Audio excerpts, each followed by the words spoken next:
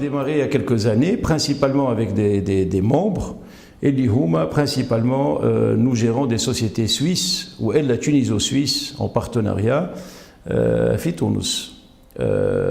Toutes sortes de sociétés confondues. Je citerai les noms classiques et connus. La société Nestlé, avec tous ses produits agroalimentaires, la SGS, qui est une société de controlling, les laboratoires pharmaceutiques tels que Roche, Novartis, donc beaucoup de sociétés, Bobst aussi, puisque Nerdem fait Bobst, donc il faut aussi faire un peu de publicité. Bon nombre de sociétés qui travaillent, qui opèrent sur le marché tunisien.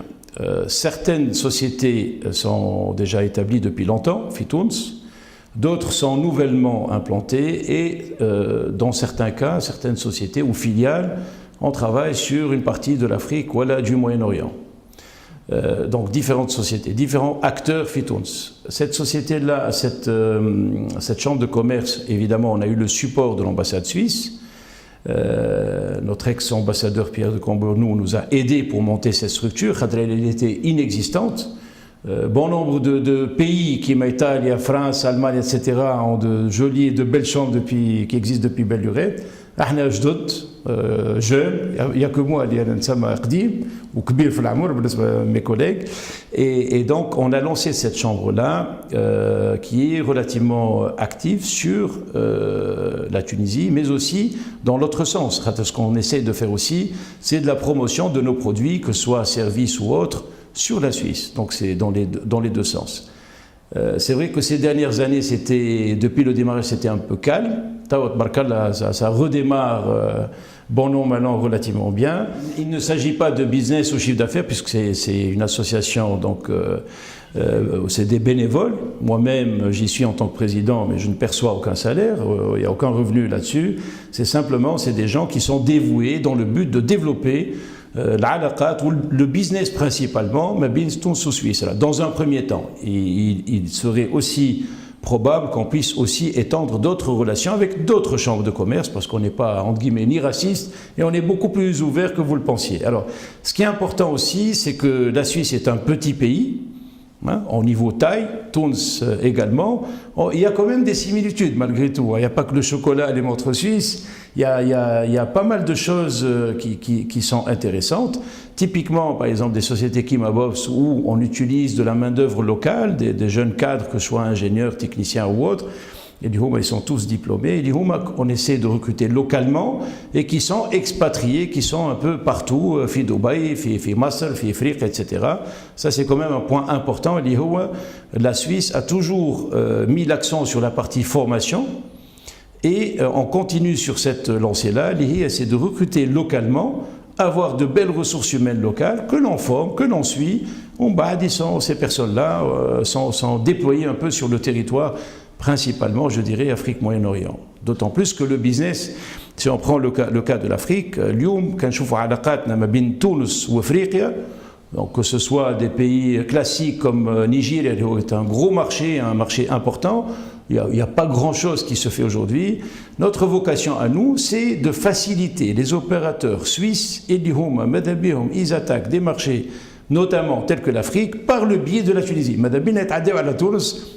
On utilise nos ressources humaines, nos produits de services, etc. Et ça marche relativement bien. Certains pays, oui, d'autres pays quasi inexistants. Nerdo, par exemple, l'Imarat, c'est très actif. Pourquoi? Parce qu'il y a quand même un flux de business important. Tunis, ce n'est pas encore le cas, mais qui m'a quand on démarre. Et on démarre bien, en tout cas lentement mais sûrement, qui met le Suisse. On a aujourd'hui principalement des chefs de zone, voilà, des responsables de filiales, et bon nombre d'entre eux ont Suisse. Donc ils ont déjà cette double culture, bien Suisse, ce qui est important aussi, parce que c'est quand même aussi une mentalité un peu différente, voire très différente de la mentalité tunisienne. On essaie de ramener le sérieux, on essaie de ramener aussi la partie qualité, il est non négligeable. Aux Suisserines, en général, leurs produits, tout azimut, c'est les produits les plus chers.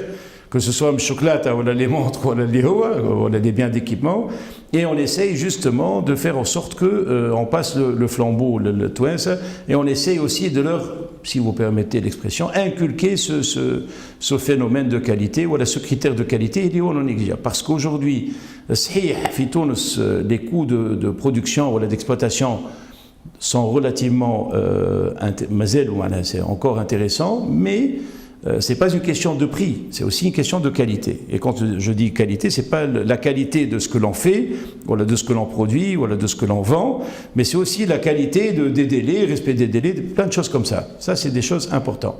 Par exemple, la SGS, elle fait tout ce qui est controlling, c'est très important. La SGS, c'est une des plus grandes sociétés, pour ne pas dire la plus grande société de controlling, où il y a des procédures, il y a plein de choses qui se font pour assurer justement au promoteur ou à l'acheteur final, il a acheté à un prix X mais à une qualité Y bien connue à l'avance. Dans l'hôtellerie, bon, c'est pas, on n'a pas encore quelque chose de développé. Maana si Sofiane, qui est actuellement basé à Genève, et il essaye aussi de ramener des investisseurs suisses ou étrangers d'une façon générale, mais plutôt suisses, à la Tunis, parce qu'il faut quand même développer ce créneau qui est non négligeable. Il y a des créneaux, par exemple tout ce qui est agroalimentaire, on essaie de pousser un peu, il faut les produits ici, encore une fois, d'une façon générale, c'est des produits de haute qualité. On essaye d'attaquer la partie bio.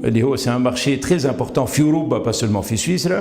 Là aussi, il y a eu pas mal de tentatives, il y a pas mal de projets en route, notamment dans les dates Fitounes, dans le sud de la Tunisie, où ils font des produits bio. Il y a aussi sur Tunis, on a aussi Emma Bouhawel avec nous qui s'occupe d'une marque locale, qui a développé un produit local, des produits du terroir tunisien, avec une approche très sympathique et bio, et qui est exportable. Bon, pour le moment, il y a encore pas mal de choses à faire pour l'export, parce qu'encore une fois, il y a des normes, il y a aussi tout ce qui est packaging aussi, c'est un point important, parce que dans bien des cas, on a un bon produit, mais pas nécessairement bien emballé, et donc automatiquement, je dirais la perception de nos clients quand on regarde l'emballage, on se dit oui mais bon c'est pas ça, et donc on essaie de travailler sur plusieurs critères en même temps afin de, encore une fois, promouvoir nos produits.